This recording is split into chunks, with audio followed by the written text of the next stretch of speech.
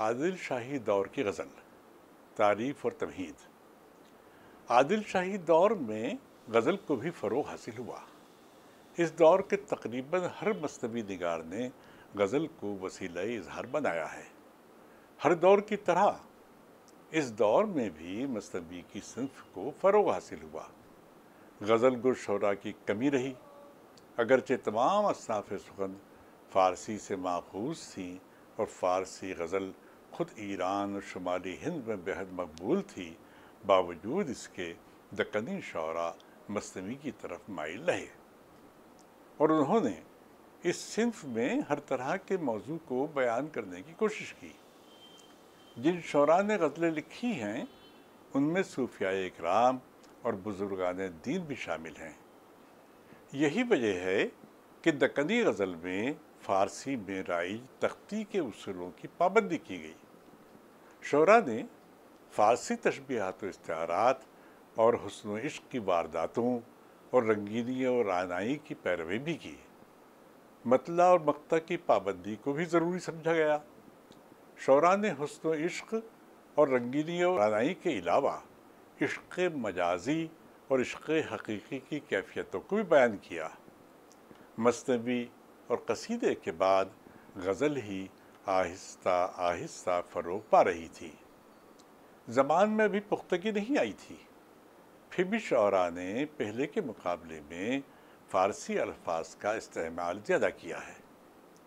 فارسی اور ہندی لفظیات کے تال میل نے غزل کو بھی ایک نیا آب و رنگ دیا جس کی توسیع نہیں ہو سکی۔ سبق کا مقصد: اس اکائی کی سماعت کے بعد طلباء سے توقع کی جاتی ہے کہ وہ عادل شاہی دور میں لکھی جانے والی غزل کے بارے میں اظہار خیال کر سکیں گے۔ عادل شاہی غزل میں رنگینی، حسن پرستی اور تصوف کے رجحان کا جائزہ لے سکیں گے۔ عادل شاہی دور کے غزل گو شعراء اور ان کی خصوصیات بیان کر سکیں گے۔ عادل شاہی دور کی غزلوں کی زبان کے بارے میں وضاحت کر سکیں گے۔ عادل شاہی دور کے اہم غزل گو شعراء کے مقام کا تعین کر سکیں گے۔ عادل شاہی دور کی غزل کا انداز: دوسری اصناف شعری کی طرح دکنی غزل نے بھی فارسی غزل ہی کو اپنے لیے مثال بنایا۔ جس طرح فارسی زبان سے مثنوی اور اس کے فارم کو فارسی سے اخذ کیا گیا، اسی طرح غزل کا فن بھی فارسی ہی سے مستعار ہے۔ اگرچہ زبان نیب پختہ ہے اور دکنی الفاظ کے استعمال کو ابھی ترجیح حاصل ہے، پھر بھی غزل گو شعراء نے بحر و وزن کی پابندی کے ساتھ نغمگی پیدا کرنے سے غفلت نہیں برتی۔ دکنی زبان روانی میں معنی ضرور آتی ہے، لیکن غزل گو شعراء اس کی پرواہ کیے بغیر اپنی شعری زبان کی روایتوں کی پیروی کرنے میں پیش رہے۔ اس دور کی مناسبت سے عشقیہ جذبات کی ادائیگی کے پہلو بپہلو صوفیانہ جذبات کو بھی نمائندگی دی گئی۔ غزل کے فارم کی یہ خوبی ہے کہ اس کا ہر شعر ایک مختلف مضمون کا حامل ہوتا ہے، اسی لیے اس میں مضامین کی سطح پر رنگا رنگی پائی جاتی ہے۔ اس قسم کا تنوع ملک خوشنود، رستمی اور دولت کی غزلوں میں بھی برسر کار ہے۔ نصرتی ایک مایہ ناز مثنوی نگار کی حیثیت سے ایک اہم مرتبہ رکھتا ہے۔ اسی طرح اس کی قادر الکلامی کا جوہر مثنوی کی حیثیت میں اس کی مدح سرائی سے بھی ظاہر ہوتا ہے۔ نصرتی کے کلام میں غزل تیسرے درجے کی حامل ہے، یعنی اس نے بہت کم غزلیں کہی ہیں۔ عادل شاہ شاہی اپنی غزلوں کی وجہ سے شہرت کا حامل ہے۔ اس دور کے شاعر شاہ امین کی غزلیں بھی دستیاب ہیں۔ ہاشمی بیجاپوری نے عشقی غزلیں بھی کہیں اور غزل کی حیثیت میں اسے ریختھی سے مربوط کر کے اردو میں ایک نئی صنف کی بنیاد رکھی، جسے لکھنوی شعراء نے بام عروج تک پہنچا دیا۔ ایاغی جیسے شاعر نے بھی اپنے خاص انداز کی غزل گوئی کی۔ غزل ابھی اپنے تشکیلی دور میں تھی، ابھی اس میں صفائی اور غزل کی روایتی طرح پیدا ہونے میں وقت درکار تھا۔ پھر بھی حسن شوقی کی غزل اپنا ایک معیار رکھتی ہے۔ مثنوی میں بھی اس کا ایک اہم مقام ہے، لیکن اس کی غزل دوسرے غزل گو شعراء کی نسبت زیادہ رواں، زیادہ مترنم اور زیادہ فارسی آمیز ہے، لیکن فارسی آمیزی کے باوجود مقامی زبان کی صلاحیتوں سے بھی اس نے کافی استفادہ کیا ہے۔ ایک اہم شاعر کی حیثیت سے شغلی کی غزلیں اور کریم کی غزلوں کے علاوہ مرتضیٰ، حسینی اور قادر لنگا اور معظم کی غزلیں بھی شہرت کی حامل ہیں۔ اس طرح عادل شاہی دور میں غزل گو شعراء نے فارسی کی پیروی کی، حد الوسع صحیح کی اور اسے ایک مخصوص صنف کا درجہ بھی دیا۔ عادل شاہی غزل میں رنگینی اور حسن پرستی۔ عادل شاہی دور کے صوفی شعراء کے کلام میں روحانیت اور تصوف کا عنصر حاوی رجحان کی حیثیت رکھتا ہے، جبکہ عام شاعروں میں غزل کی مناسبت سے اس کی مخصوص روایت کی تقلید کرنے کی کوشش کی گئی ہے۔ انہوں نے رنگینی اور حسن پرستی کو بھی شعار بنایا۔ غزل کے معنی فارسی کے توسط سے حسن و عشق کے معاملات تک محدود تھے۔ دکنی شاعر فارسی شاعری کو مثال قرار دیتے تھے۔ اس کے لیے ان کا منشا یہی تھا کہ فارسی غزل کے رہنما اصولوں ہی کو پیش نظر رکھا جائے۔ ابھی زبان میں وہ قوت نہیں پیدا ہوئی تھی کہ فارسی غزل کے فلسفیانہ رنگ اور مضامین میں جو تنوع تھا اسے اپنی غزلوں میں ڈھال سکیں۔ پھر بھی انہوں نے حسن و عشق کے معاملات اور کسی حد تک رنگینی اور رعنائی کا لحاظ رکھنے کی کوشش کی۔ چونکہ معاشرتی سطح پر اخلاقیات و مذہبیات کی گرفت مضبوط تھی، اس لیے حسن پرستی میں عامیانہ پن کی گنجائش کم تھی۔ شعراء نے تہذیب و شائستگی اور اخلاق کے دامن کو داغدار ہونے نہیں دیا۔ اس دور کی مثنویوں میں کچھ ایسے عوامل ضرور شعری حصہ بن گئے تھے جس میں کسی قدر عریانیت کا شائبہ موجود تھا۔ بعض مثنوی گو شعراء خواتین کے حمام کا منظر پیش کرتے ہوئے اخلاقی حدود سے پرے بھی ہوئے ہیں۔ عورت کے مختلف اعضاء کا بھی کھلے لفظوں میں اظہار کیا ہے، لیکن غزل اس طرح کے عناصر سے پاک ہے۔ لیکن شاہی کی غزل ایک شاعر شباب کی غزل ہے۔ غزل گو شعراء نے عموماً احتیاط کو پیش نظر رکھا ہے۔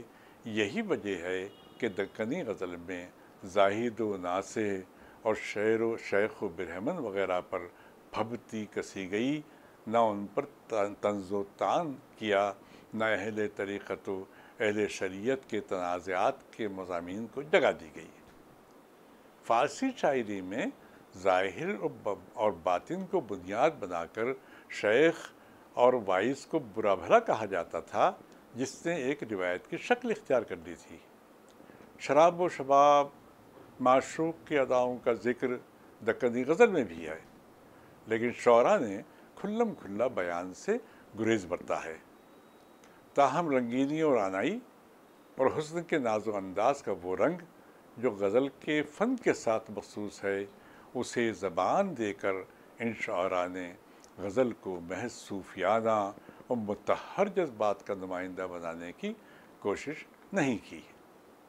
عادل شاہی دور کے غزلیہ کلام میں تصوف اور روحانیت۔ غزل کی صنف کے اپنے تقاضے ہیں۔ مثنوی اور قصیدے کو بیانیہ صنف میں شمار کیا جاتا ہے اور ان کے موضوعات بھی مخصوص ہیں۔ اس طرح کی موضوعاتی سطح پر غزل اپنی حد قائم نہیں کرتی۔ غزل کا مزاج داں ہی غزل کے ساتھ انصاف کر سکتا ہے۔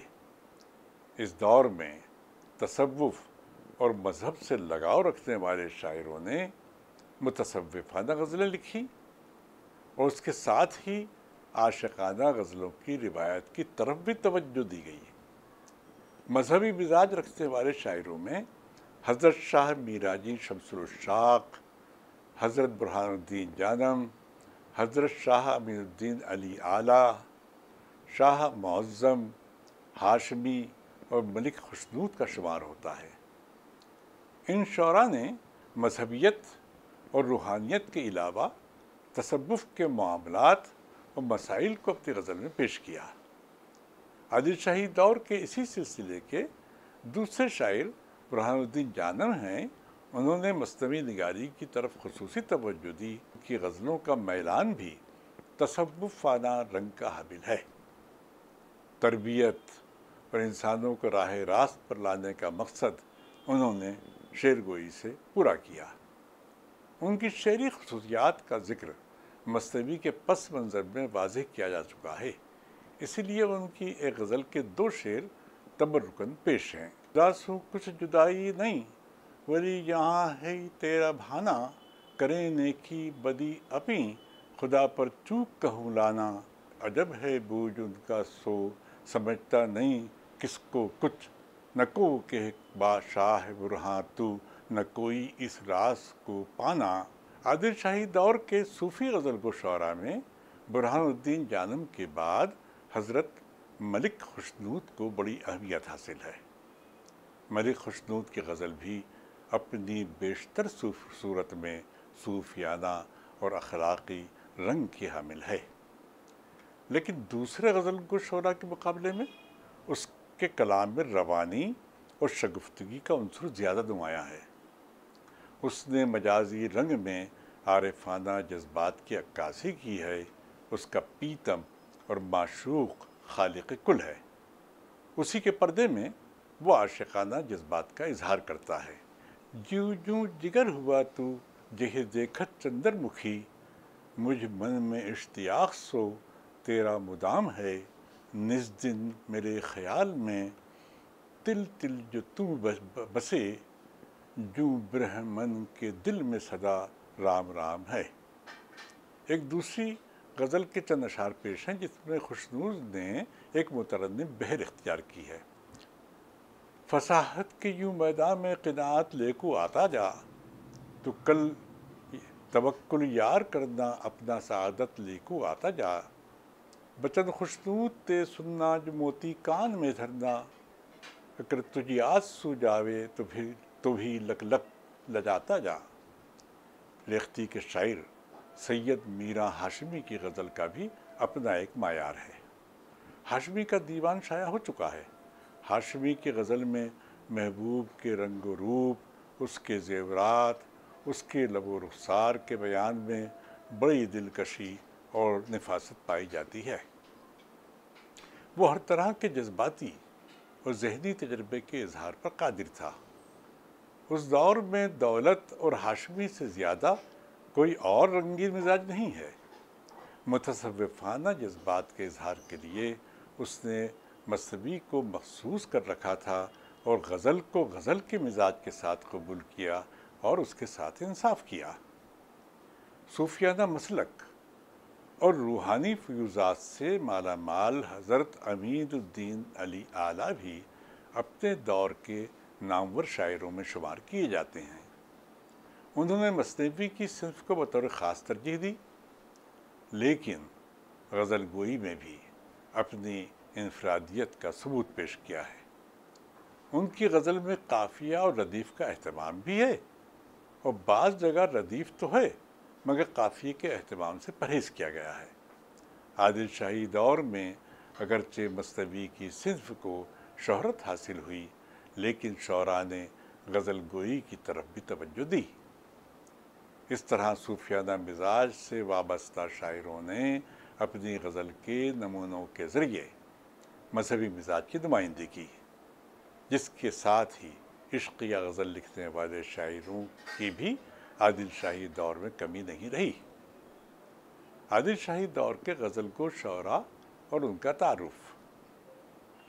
عادل شاہی دور کے غزل گو شعراء میں عبدل، آتشی، مقیمی، امین اور شوقی کے علاوہ صنعتی کا بھی شمار کیا جاتا ہے، مگر اس کے بعد کے شعراء میں خالص عشقیہ غزل کی روایت کو فروغ دینے والے شاعروں میں دولت کا نام پیش ہے، جس کی مصنوی بہرام و حسن بانو شہرت کی حامل ہے۔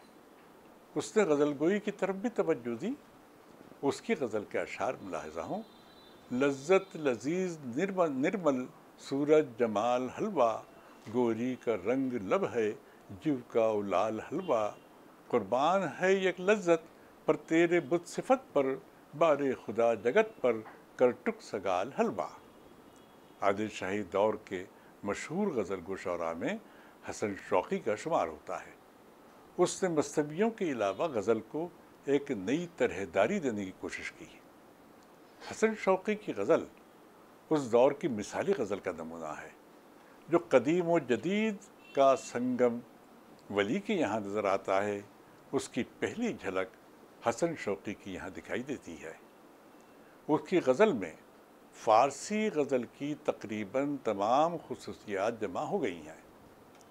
اس سے غزل کے فن اور غزل کے مزاج اور غزل کے تقاضوں کو بخوبی سمجھ لیا تھا۔ اسی لیے اس کی غزل ایک اعتبار سے ولی و سراج کی پیشروی کرتی ہے۔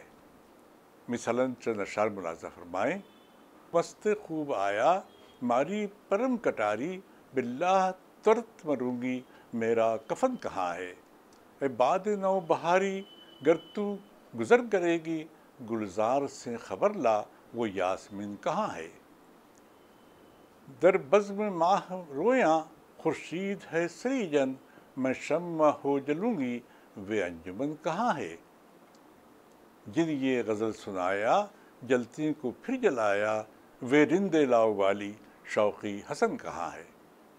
عادل شاہی دور میں غزل کی صنف کو چار چاند لگانے والے شاعروں میں نصرتی، علی عادل شاہ شاہی اور شاہ معظم کی غزلوں کو بھی امتیازی مقام حاصل ہے۔ ان غزل گو شعراء نے فکر و خیال کی باریکی اور اظہار کی تازگی کو غزل میں پوری چابک دستی کے ساتھ پیش کیا۔ تاہم ان غزلوں میں روایتی دکنی لفظیات کا دخل ہونے کی وجہ سے ان کی ادائیگی سخت دشوار ہو جاتی ہے۔ حسن شوقی کے مقابلے میں نصرتی کی غزل پر دکنی محاورے اور دکنی لفظیات کا غلبہ ہے۔ یہی صورت نصرتی کی مصنویوں میں ملتی ہے، لیکن درمیان میں ایسے کئی مراحل آتے ہیں جب یک لخت رواں فارسی الفاظ کے استعمال میں بے ساختگی اور بے تکلفی کی وجہ سے ایک طرح داری سی محسوس ہوتی ہے۔ نصرتی کی بے شمار غزلیں، مخمصات اور چند رباعیاں بھی دستیاب ہیں۔ اس نے مرثیے بھی لکھے۔ نصرتی کی غزل میں جس قسم کی رنگینی و نفاست ہے، اس کے معاصر شاعر علی عادل شاہ ثانی نے بھی ان کو اپنی غزل میں جگہ دی ہے۔ وہ اکثر دکنی آمیزش کے غالب رجحان کی باعث دب جاتی ہیں، لیکن علی عادل شاہ کی غزل میں اس کا رنگ کچھ اور تیکھا نظر آتا ہے۔ شاہی بحور و وزن کا گہرا شعور رکھتا تھا۔ طویل ردیفوں کا استعمال بھی اس نے خوب کیا ہے۔ پیو ساتھ رج رہنا لذت اسے کہتے ہیں، اپریچ پر رجھانا صنعت اسے کہتے ہیں، مجھ نین کے نگر میں لالن وطن کیے جب، تب انجمن کے لوگاں خلوت اسے کہتے ہیں، گلہور گلاب میں آنے نہیں کچھ فرق ازل تے، یوں پیو سے مل رہی ہوں الفت اسے کہتے ہیں۔ یا یہ اشعار دیکھیں جن میں اس نے سراپا نگاری سے کام لیا ہے۔ غزل و گیت دونوں کے رنگ و آہنگ کا یہ مجموعہ ہے۔ ساری رین تیرا مدن مجتبہ پر بھرپور ہے، تجھ صبح مکھ کے سامنے دیپک صدا مخمور ہے، تجھ نین کی نرمی کنے منگتے ہیں موتی آبدار، یا روپ کے تو کھان ہے یا حسن کا سندور ہے، تجھ بال کالے دیکھ کر بادل پھرے حیران ہو، تجھ بال ہور تلک کرتے کنے کیا چاند اور کیا سور ہے۔ عادل شاہی کے یہاں اگرچہ دکنی لفظیات کا موجود ہونا کھٹکتا ہے، لیکن اس کے جذبات اور احساسات کی فراوانی سے یہ اندازہ ہوتا ہے کہ غزل کی صنف کو اس نے اس کے پورے مزاج کے ساتھ قبول کیا تھا۔ شاہی کے بعد ایاغی نے غزل کے 9 پلک سنوارے۔ اس کی غزل میں حسن پرستی اور عشق بازی کے تمام رنگ دکھائی دیتے ہیں۔ اس کے علاوہ شغلی نے اپنی غزل کو موسیقیت اور مذہبیت سے مربوط کر کے متصوفانہ رنگ کی نمائندگی بھی کی ہے۔ ایاغی نے غزل کی روایتی خصوصیات کو نمائندگی دی۔ اس کی غزلوں میں جذبات و احساسات کی بے ساختگی کو محسوس کیا جا سکتا ہے۔ اس نے مردف اور غیر مردف دونوں قسم کی غزلیں لکھی۔ سینے سے کچھ کو سینہ لگائے شوق سے پیارے، اور راحت اور خوشجی کو کچھ جاباز سو پوچھو، اور راحت اور خوشجی کو کچھ جاباز سو پوچھو، حسینی منتظر بیٹھا ہے کب سو چاند سو مکھ کا، اگر ہو دل منے پیارے تو پھر کیوں راز سو پوچھو۔ شاہ عبد القادر نام اور قادر لنگا حضرت امین الدین علی اعلیٰ کے مرید تھے۔ انہوں نے غزل میں صوفیانہ مزاج کی نمائندگی کی۔ ان کی بے شمار مصنویوں میں غزل کا رنگ و آہنگ بھی جلوگر ہے۔ ان کی غزل کے چند اشعار پیش ہیں۔